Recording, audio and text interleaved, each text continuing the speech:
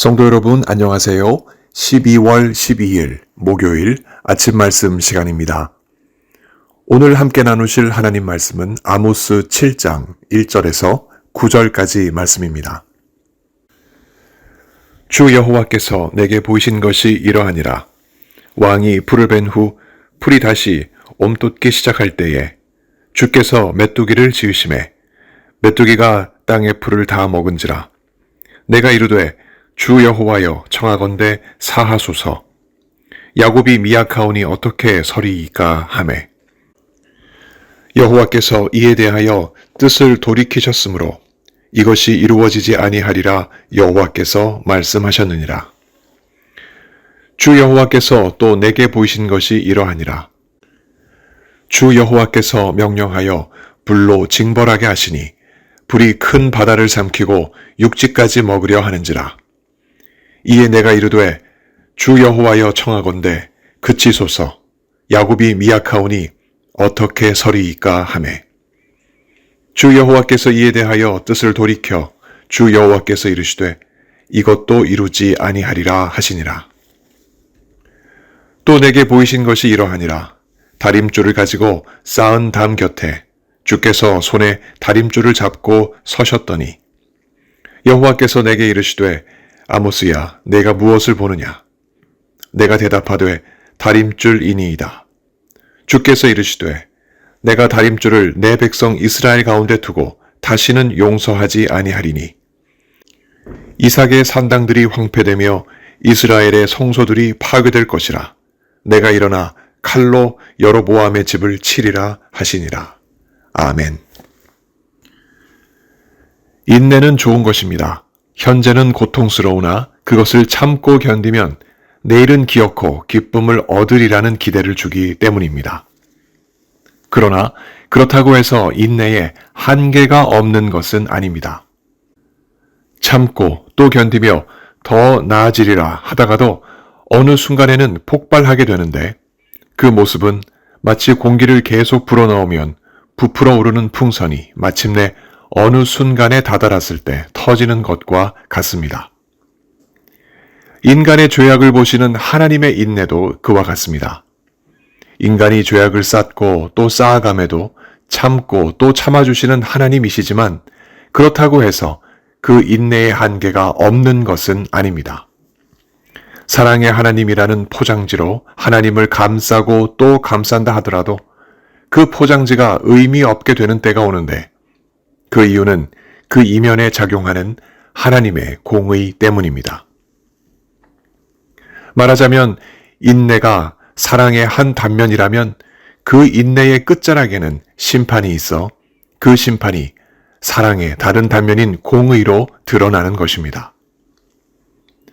아모스가 하나님이 보여주시는 북이스라엘 왕국을 향한 심판의 메시지를 환상으로 봅니다. 7장에서 9장까지 총 5개의 환상 중 오늘 본문에는 3가지가 등장합니다. 첫 번째는 메뚜기 환상입니다. 주 여호와께서 내게 보이신 것이 이러하니라. 왕이 풀을 벤 후 풀이 다시 옴돋기 시작할 때에 주께서 메뚜기를 지으심에 메뚜기가 땅의 풀을 다 먹은지라. 이스라엘은 이모작을 했습니다. 곡식을 한 번 거두고 난 후 다시 곡식을 심고 추수했습니다. 오늘 본문에 풀이라고 번역된 말은 가축 사료로 쓰이는 풀과 사람이 먹는 곡식이라는 뜻을 모두 포함하고 있습니다. 하나님의 심판이 가축보다는 사람에게 직접적으로 임한다는 측면에서 우리는 곡식이라 보겠습니다. 아모스가 본 장면은 이제 2번째 곡식이 자라기 시작했을 때 하나님이 메뚜기 떼를 만들어내시는 장면이었습니다. 이 모습은 아모스에게 충격적이었습니다.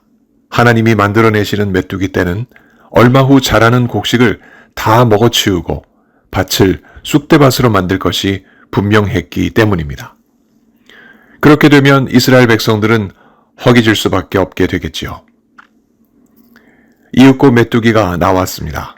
땅의 모든 곡식을 다 먹어치우는 장면을 아모스가 보았습니다. 그러자 아모스는 하나님께 이렇게 간청했습니다. 사하소서, 야곱이 미약하오니 어떻게 서리이까?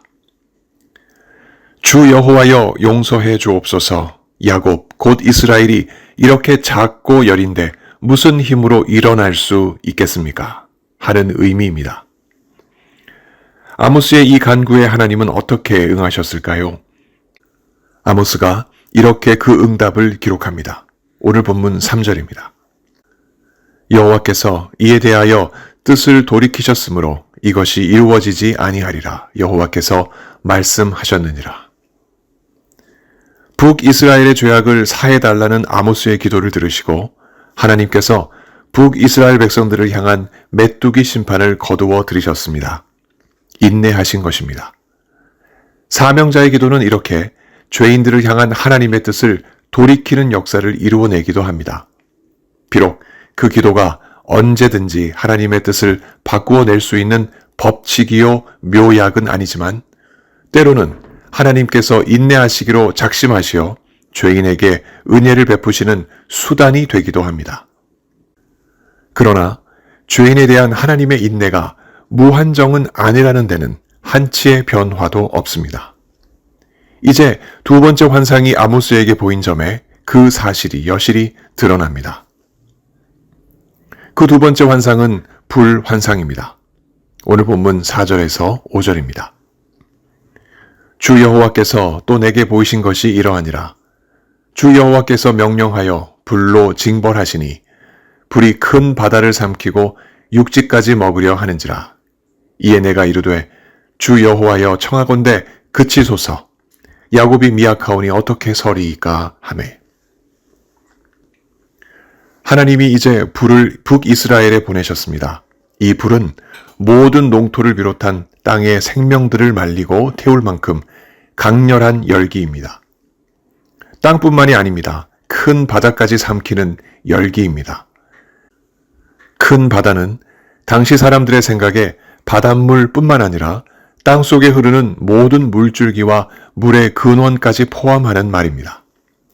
이 물을 태워 없앨 만한 뜨거움이라면 물고기도 사람도 더 이상 살 수 없는 치명적인 심판입니다. 이를 본 아모스는 망설이지 않고 하나님께 다시 간청합니다. 5절입니다. 그치소서. 야곱이 미약하오니 어떻게 서리이까? 여호와 하나님이시여 멈추어 주소서. 야곱 곧 이스라엘이 이렇게 작고 여린데 무슨 힘으로 일어설 수 있겠습니까? 하는 의미입니다. 이번 간구에는 아모스가 이스라엘을 용서해 달라는 말은 하지 않았습니다. 그 뜨거운 불열기에 너무나 놀라서였을까요? 그저 멈추어 달라는 말이 우선 터져 나왔습니다. 하지만 그 말 한마디를 들으신 하나님은 북이스라엘 백성들을 살리고자 애쓰는 아모스의 진심을 보셨습니다. 그리고 이렇게 아모스에게 응답하셨습니다. 6절입니다. 주 여호와께서 이에 대하여 뜻을 돌이켜 주 여호와께서 이르시되 이것도 이루지 아니하리라 하시니라. 하나님은 아모스의 간구에 은혜를 베푸셔서 이번에도 인내하셨습니다. 그러나 어느덧 그 인내의 끝이 이제 다다릅니다. 아모스는 이제 세 번째 환상을 봅니다. 다림줄 환상입니다. 오늘 본문 7절에서 8절입니다. 또 내게 보이신 것이 이러하니라. 다림줄을 가지고 쌓은 담 곁에 주께서 손에 다림줄을 잡고 서셨더니 여호와께서 내게 이르시되 아모스야 내가 무엇을 보느냐? 내가 대답하되 다림줄이니이다. 주께서 이르시되 내가 다림줄을 내 백성 이스라엘 가운데 두고 다시는 용서하지 아니하리니. 다림줄은 건물을 한 치의 오차도 없이 반듯하게 짓기 위해 사용되는 매우 중요한 건축 수단입니다. 이 다림줄로 측량했을 때 오차가 생긴 건물은 붕괴되기 쉽기에 안전을 위하여 반드시 허물고 다시 지어야만 합니다. 하나님이 손에 다림줄을 드시고 북이스라엘 백성들을 재셨습니다. 측량 결과 그들이 하나님 앞에 올곧게 세워진 자들로 드러났을까요? 그렇지 않았습니다. 그들은 쌓여가는 죄악들로 하나님 앞에 울퉁불퉁 기울어진 채 세워진 자들로 드러났습니다. 반드시 허물어지고 새롭게 지어져야 할 자들이었습니다. 까닭에 하나님은 이렇게 말씀하십니다. 오늘 본문 8절입니다. 다시는 용서하지 아니하리니. 인내의 끝이 드디어 왔습니다. 이렇게 그 끝을 불러온 그들의 기울어지고 모난 모습은 무엇이었을까요? 하나님을 대하는 올곧지 않은 신앙과 생활이었습니다. 9절입니다. 이삭의 산당들이 황폐되며 이스라엘의 성소들이 파괴될 것이라. 내가 일어나 칼로 여로보암의 집을 치리라 하시니라. 북이스라엘 곳곳에 세워진 산당들에서 또 북이스라엘 초대왕이었던 여로보암 1세가 베델에 세운 성소에서 북이스라엘 사람들은 율법이 아니라 제멋대로의 방식으로 하나님을 섬기는 죄를 범했습니다. 자신의 욕심을 따라 제멋대로 살아가다가 절기에 맞춰 산당이나 성소에서 제사만 드리면 죄도 씻고 만사 형통할 줄 알았던 그 시대 그 사람들이었습니다.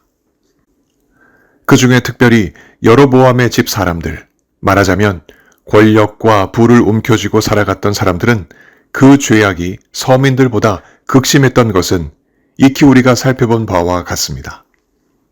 사회적으로 약자들을 학대하며 자신들의 배를 불렸던 죄악과 종교적으로 제사만 제때 드리면 자신들의 안전이 보장되리라는 헛된 망상이 하나님의 심판을 불렀고 이제 그에 대한 인내는 한계점에 닿아 결국 하나님의 진노가 그들에게 임하게 되었습니다.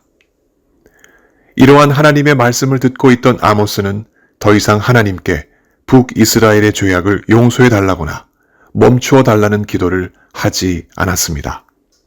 하나님의 인내가 그 끝에 닿은 것을 아모스도 깨달았기 때문입니다. 성도 여러분, 모세가 출애굽기 34장 6절에서 기록하듯이 여호와 하나님은 자비롭고 은혜롭고 노하기를 더디하시며 인자와 진실이 많은 하나님이십니다. 그러한 하나님의 참으심 덕에 우리는 예수 그리스도를 통하여 구원을 얻었습니다. 베드로가 이 점을 이렇게 기록합니다. 베드로 후서 3장 15절입니다. 또 우리 주의 오래 참으심이 구원이 될 줄로 여기라. 하나님의 인내하심이 오늘 우리가 예수 믿고 구원 얻은 하나님의 백성 되게 했으니 어렵고 힘든 이 땅의 모든 시련 속에서도 그 은혜를 우리가 한시도 잊으면 안 될 것입니다.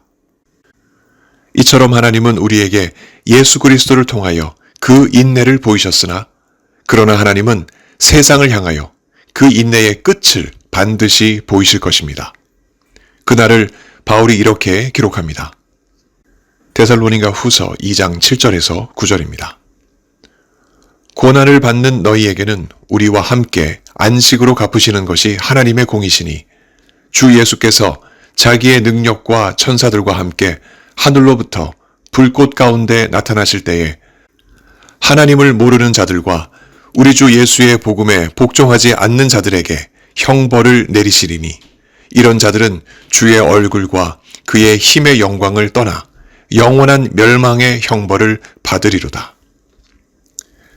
이렇듯 다가오는 예수님의 재림일은 우리에게는 안식의 날이지만 죄인들에게는 하나님의 인내가 끝나는 날입니다.